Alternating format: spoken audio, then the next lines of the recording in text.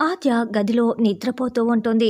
అప్పుడే శ్రీను చాలా బాధపడుతూ నిద్రపోతున్న ఆద్యను చూసుకొని చాలా బాధపడుతూ ఉంటాడు.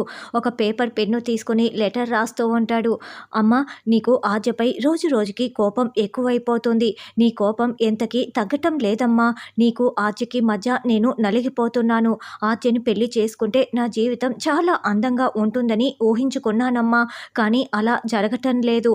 ఆద్య, నువ్వు ఏ తప్పు చేయవని నాకు తెలుసు. కానీ నువ్వు కారణం ఏంటా అని అడిగితే అసలు నోరు విప్పటం లేదు, నిజం చెప్పటం లేదు. ఆద్య, నేను ఇక నీ కళ్ళ ముందర ఉండాలని అనుకోవటం లేదు.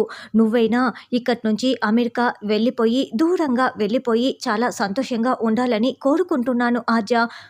అమ్మ చెప్పినట్లు నిన్ను కాదని నేను వేరొక పెళ్ళి చేసుకోలేను. కాబట్టి నేను తట్టుకోలేకపోతున్నాను. నేను ఇక్కడి నుంచి వెళ్ళిపోతున్నాను ఆద్య.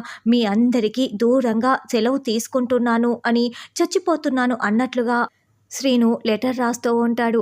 ఇట్లు సెలవు, నేను మీ అందరికీ దూరంగా వెళ్ళిపోతున్నాను, ఇంకెవ్వరికీ కూడా కనపడను అని రాసేసి ఆ లెటర్ని పక్కన పెట్టేసి నిద్రపోతున్న ఆద్యన్ నుదుటిపై ముద్దు పెడతాడు. అలా ప్రేమగా చిట్ట చివరిసారి ఆద్యన్ చూసుకొని శ్రీను ఇంట్లో నుంచి బయటికి వచ్చేస్తాడు.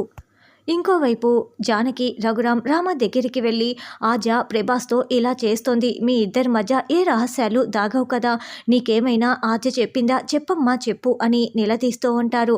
మరి రామలక్ష్మి చెప్తుందా, మరి శ్రీను చనిపోవటానికి వెళ్తున్నాడా అన్నది రానున్న ఎపిసోడ్లో తెలుసుకుందాం.